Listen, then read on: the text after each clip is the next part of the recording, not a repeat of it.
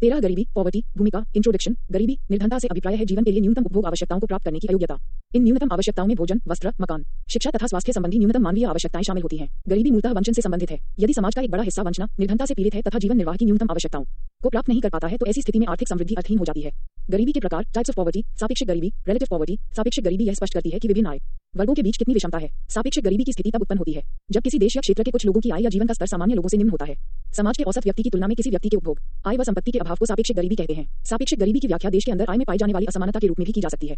निरपेक्ष गरीबी, absolute poverty. निरपेक्ष गरीबी की स्थिति में मनुष्य की बुनियादी आवश्यकताओं जैसे भोजन, सुरक्षित पेयजल, स्वच्छता सुविधाएं, स्वास्थ्य एवं शिक्षा इत्यादि का अभाव होता है। भारत में निरपेक्ष गरीबी का अनुमान लगाने के लिए गरीबी रेखा की धारणा का प्रयोग किया जाता है। गरीबी रेखा वह रेखा है जो उस प्रति व्यक्ति औसत मासिक व्यय को प्रकट करती है जिसके द्वारा लोग अपनी न्यूनतम आवश्यकताओं को संतुष्ट कर सकते हैं। जिन लोगों का प्रतिमाह उपभोग व्यय गरीबी रेखा से कम है उन्हें निर्धन माना जाता है। गरीबी ज्ञात करने की इस विधि को हम हेड काउंट विधि, हेड काउंट मेथड कहते हैं। इस विधि में कुल जनसंख्या में शामिल उन व्यक्तियों को गिना जाता है जो गरीबी रेखा से नीचे हैं। भारत में गरीबी मापन में इसी विधि का प्रयोग किया जाता है। निर्धनता का श्रेणीकरण। श्रेणी 1, चिरकालिक निर्धन वे व्यक्ति या परिवार जो काफी लंबे समय से निर्धनता का जीवन व्यतीत कर रहे हैं और वे अपनी न्यूनतम मूलभूत आवश्यकताओं की भी पूर्ति नहीं कर पाते हैं। उदाहरण, भूमिरहित श्रमिक एवं अनियमित मजदूर। श्रेणी 2, अल्पकालिक निर्धन वे व्यक्ति, परिवार जो निरंतर निर्धन और गैर निर्धन वर्गों के बीच आते जाते रहते हैं। ये कभी निर्धनता रेखा से नीचे जीवन यापन करते हैं लेकिन रोजगार मिलने पर ये लोग निर्धनता रेखा से ऊपर आ जाते हैं। उदाहरण, मौसमी मजदूर और अनियमित निर्धन। श्रेणी 3, कभी निर्धन नहीं वे व्यक्ति जो कभी निर्धन नहीं होते, उन्हें गैर निर्धन कहा जाता है। इनके पास आय के निश्चित स्रोत एवं संपत्ति होती है। ग्रामीण निर्धन, रूरल पुअर। ग्रामीण क्षेत्रों में रोजगार एवं स्वरोजगार के अभाव के कारण लोगों के पास आजीविका एवं आय अर्जन के स्रोत सीमित होते हैं। कृषि क्षेत्र में भी व्यापक पैमाने पर प्रच्छन्न बेरोजगारी पाई जाती है। सामूहिक परिवार प्रणाली के कारण आय अर्जित करने वाले व्यक्ति या स्रोत के ऊपर आश्रितों की संख्या अधिक होती है। ग्रामीण निर्धनों में भूमिहीन कृषि श्रमिकों, छोटे भूस्वामियों, काश्तकारों एवं दैनिक मजदूरों आदि को सम्मिलित किया जाता है। शहरी निर्धन, अर्बन पुअर। ग्रामीण क्षेत्रों से बेरोजगार एवं निर्धन व्यक्तियों का प्रवसन शहरी क्षेत्रों में होता है किंतु शहरी क्षेत्रों में औद्योगिक क्षेत्र एवं सेवा क्षेत्र में रोजगार के सीमित अवसर होते हैं। ऐसे में व्यक्ति को निर्धनता में जीवन व्यतीत करना पड़ता है। शहरी निर्धनों में ग्रामीण क्षेत्र से शहरी क्षेत्र की ओर पलायन करने वाले लोगों, कारखानों के अनियमित श्रमिक और स्वनियोजित फेरी वालों को शामिल किया जाता है। शहरी निर्धन मुख्यतया उन ग्रामीण निर्धनों का फैलाव है जो नौकरी की तलाश में शहरी क्षेत्रों में पलायन करते हैं। गरीबी, निर्धनता के कारण। Reasons of poverty. निर्धनता का सबसे प्रमुख कारण तेजी से बढ़ती हुई जनसंख्या है जो सकल घरेलू उत्पाद में होने वाली वृद्धि को निष्प्रभावी कर देती है। अधिक जनसंख्या निर्भरता भार को बढ़ा देती है जिससे समय के साथ साथ निर्धनता और अधिक हो जाती है। भारत की कुल राष्ट्रीय आय जनसंख्या की तुलना में काफी कम है। इस कारण भी यहाँ प्रति व्यक्ति आय कम रही है। भारत में पंचवर्षीय योजनाओं के दौरान आर्थिक समृद्धि की दर एवं प्रति व्यक्ति आय वृद्धि दर बहुत कम रही है। ये भी भारत में निर्धनता का एक मुख्य कारण रहा है। 249, भारत में चिरकालिक बेरोजगारी एवं अल्परोजगार की समस्या पाई जाती है। कृषि क्षेत्र में प्रच्छन्न बेरोजगारी। शहरी क्षेत्रों में शिक्षित बेरोजगारी एवं अल्परोजगार की समस्या पाई जाती है। बेरोजगारी की समस्या निर्धनता का प्रमुख कारण है। पूंजी आर्थिक विकास का एक मुख्य तत्व है। भारत में पूंजी का स्टॉक तथा पूंजी निर्माण की दर अभी भी निम्न है। पूंजी का अभाव निम्न उत्पादन क्षमता को दर्शाता है। निम्न उत्पादन क्षमता के कारण रोजगार का स्तर निम्न हो जाता है और रोजगार के निम्न स्तर से निर्धनता का उच्च स्तर हो जाता है। भारत में आज भी योग्य एवं कुशल उद्यमकर्ताओं का अभाव है। नागरिकों में उद्यमशीलता एवं कौशल का अभाव उन्हें स्वरोजगार के लिए हतोत्साहित करता है। हमारे देश में आज भी बहुत सी सामाजिक कुरीतियां एवं रूढ़ियां विद्यमान हैं। ये सब कमियां हमारी अर्थव्यवस्था में गत्यात्मक परिवर्तनों में बाधा उत्पन्न करती हैं। आर्थिक आधारिक संरचना के प्रमुख घटक जैसे ऊर्जा, यातायात एवं संचार और सामाजिक आधारिक संरचना के प्रमुख घटक जैसे शिक्षा, स्वास्थ्य इत्यादि आवश्यकता की तुलना में बहुत न्यून या अपूर्ण है। भारत में बेरोजगारी की समस्या भी निर्धनता को बढ़ावा देने में सबसे महत्वपूर्ण भूमिका निभाती है। भारत में आय का असमान वितरण पाया जाता है। इससे धन के संकेंद्रण को बढ़ावा मिलता है। निर्धनता जाल, दुष्चक्र, पॉवर्टी ट्रैप। गरीबी का अर्थ अवसरों एवं विकल्पों से वंचित रहना है। गरीबी के विभिन्न आयाम एक दूसरे से अंतर्संबंधित होते हैं। जैसे गरीबों की संख्या अधिक होने से उनकी मजदूरी की दरों में कमी हो जाती है क्योंकि मांग की तुलना में आपूर्ति अधिक हो जाती है। इसी प्रकार मजदूरी दर कम होने से आय कम हो जाती है। यदि ऐसे में वे ऋण लेते हैं तो उन्हें महंगा ब्याज देना पड़ता है एवं वे ऋण जाल में फंस जाते हैं। और ऐसे में यदि उनके द्वारा आय बढ़ाने के लिए परिवार के बच्चों को श्रम कार्य पर लगाया जाए तो उनकी शिक्षा और कौशल विकास बाधित जाता है और इससे बाल श्रम की समस्या भी उत्पन्न होती है। इस प्रकार गरीबों की अगली पीढ़ी भी गरीबी और मजदूरी में ही रह जाती है। इसे निर्धनता का दुष्चक्र कहते हैं। गरीबी के दुष्चक्र का राष्ट्रीय स्वरूप बेरोजगारी की समस्या, आर्थिक समृद्धि एवं विकास की निम्न दर, निम्न प्रति व्यक्ति आय बचत एवं निवेश की निम्न दर, निम्न स्वास्थ्य एवं शिक्षा का स्तर, निम्न उत्पादकता। गरीबी के दुष्चक्र का व्यक्तिगत स्वरूप बच्चे के पालन, परिवार में गरीबी, रोजगार न मिलने के कारण गरीबी का स्तर तोड़ने में विफल, पोषण में गरीबी, बेहतर खानपान, स्वास्थ्य तथा शिक्षा का अभाव। गरीबी, खानपान, शिक्षा एवं स्वास्थ्य के अभाव के कारण कौशल विकास न होने के कारण रोजगार प्राप्त करने में परेशानी का कम विकास होना। लॉरेंज वक्र विधि, लॉरेंज कर्व मेथड। लॉरेंज वक्र को 1905 में मैक्सो लॉरेंज ने विकसित किया। लॉरेंज वक्र द्वारा किसी देश के लोगों के बीच आय विषमता को ज्ञात करते हैं।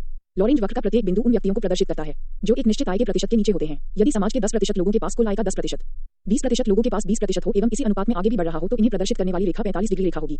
इसे हम पूर्ण समता रेखा या निरपेक्ष समता रेखा भी कहते हैं।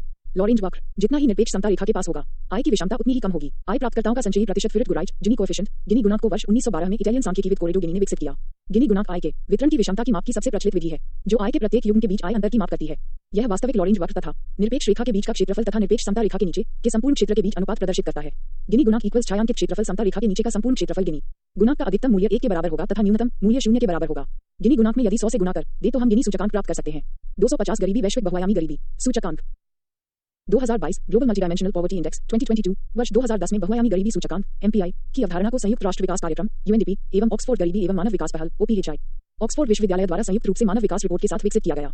बहुआयामी गरीबी सूचकांक गरीबी के मापक के रूप में केवल आय की कमी को ही आधार नहीं बनाता बल्कि इसके अलावा अनेक मापकों जैसे खराब स्वास्थ्य, कुपोषण, अशिक्षा, कौशल की कमी, निम्न जीवन स्तर, आवासीय सुविधाओं का अभाव एवं सामाजिक भेदभाव इत्यादि को भी आधार बनाता है।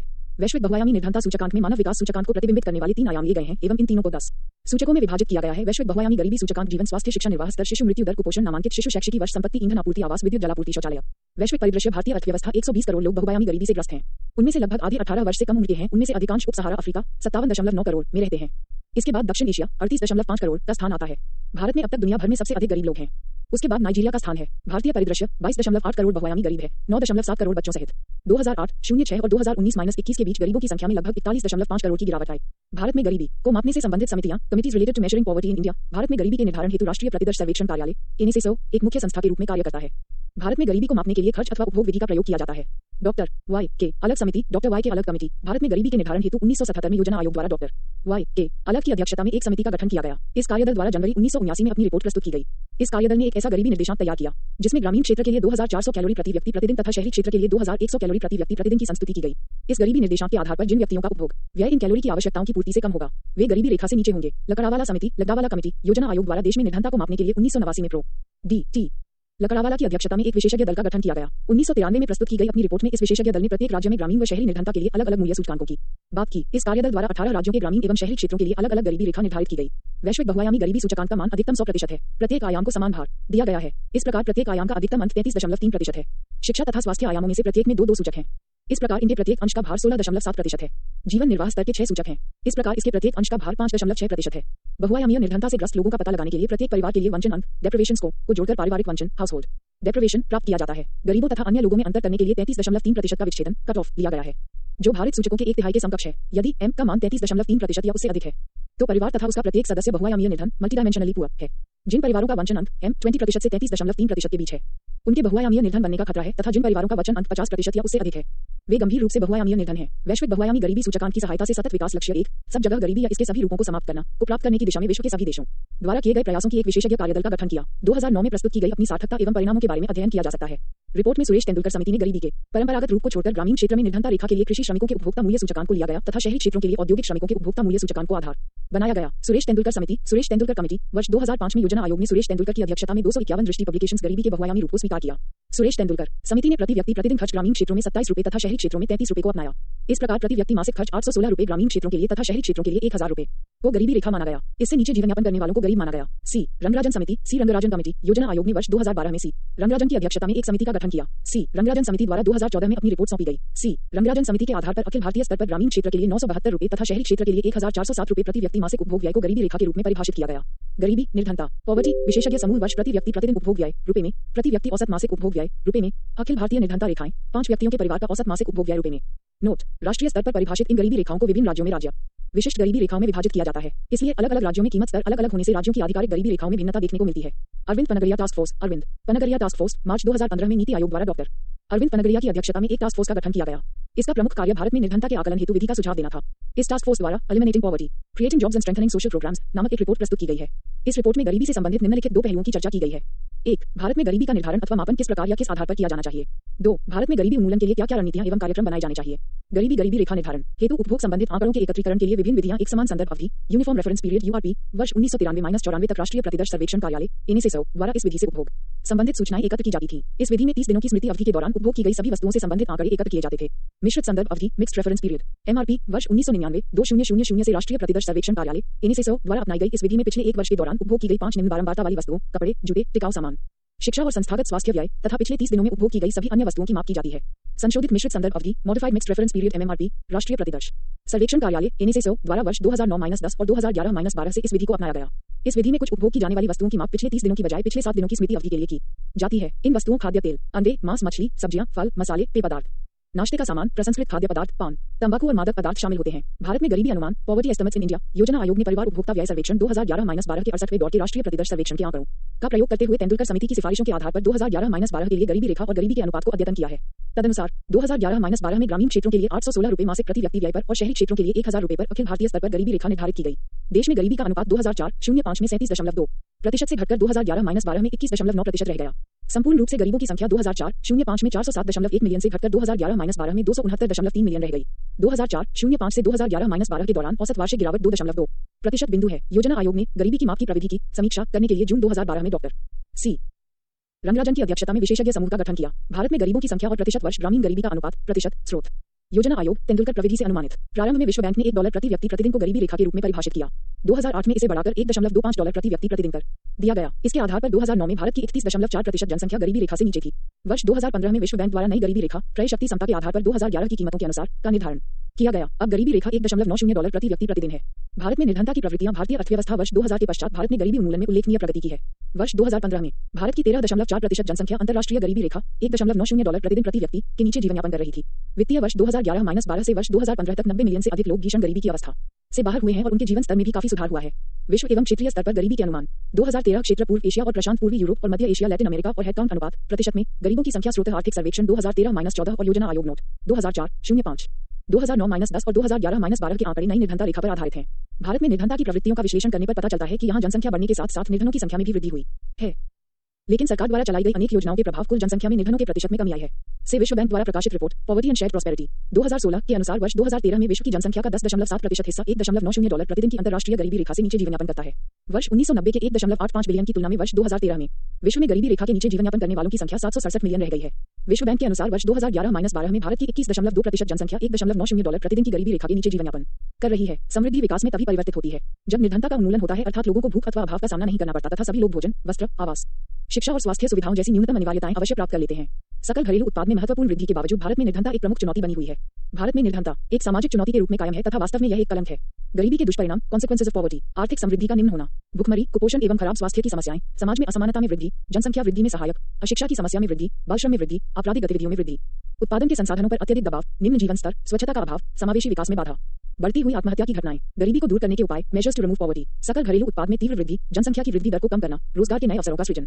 253 आर्थिक समृद्धि की प्रक्रिया को अधिक समावेशी बनाना, कृषि क्षेत्र का विकास, कीमत स्तर में स्थिरता, व्यावसायिक एवं तकनीकी शिक्षा को बढ़ावा देना, उत्पादन की तकनीक में परिवर्तन, स्वरोजगार के लिए नए अवसरों का सृजन, बचत एवं पूंजी निर्माण की दर को बढ़ावा देना, आय के साधनों का समान वितरण, कर प्रणाली में आवश्यक सुधार, महत्वपूर्ण कानूनी उपाय जैसे न्यूनतम मजदूरी अधिनियम, पिछड़े क्षेत्रों एवं अत्यधिक पिछड़े वर्गों पर विशेष ध्यान देना, प्रभावपूर्ण सार्वजनिक वितरण प्रणाली, गरीबी उन्मूलन के लिए प्रभावी सरकारी कार्यक्रमों एवं योजनाओं का निर्माण, गरीबी निवारण के लिए 3 दृष्टिकोण 3 अप्रोचेस फॉर पॉवर्टी एलिविएशन। स्वतंत्रता प्राप्ति के बाद से ही सरकार ने देश में निर्धनता के निवारण के लिए 3 दृष्टिकोण अपनाए हैं। समृद्धि आधारित दृष्टिकोण यह निर्धनता निवारण के लिए इस आशा पर आधारित है कि आर्थिक समृद्धि अर्थात सकल घरेलू उत्पाद तथा प्रति व्यक्ति आय में तीव्र वृद्धि के प्रभाव समाज के निर्धन वर्गों के साथ ही साथ सभी वर्गों तक धीरे धीरे पहुंच जाएंगे।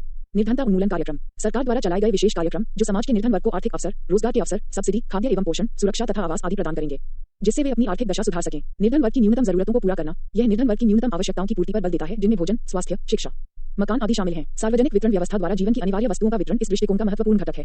यूनिवर्सल बेसिक इनकम ओबी, यूनिवर्सल बेसिक इनकम यूबीआई एक न्यूनतम आधारभूत आय की गारंटी है जो प्रत्येक नागरिक को बिना किसी न्यूनतम अर्हता के आजीविका के लिए हर माह सरकार द्वारा दी जाएगी।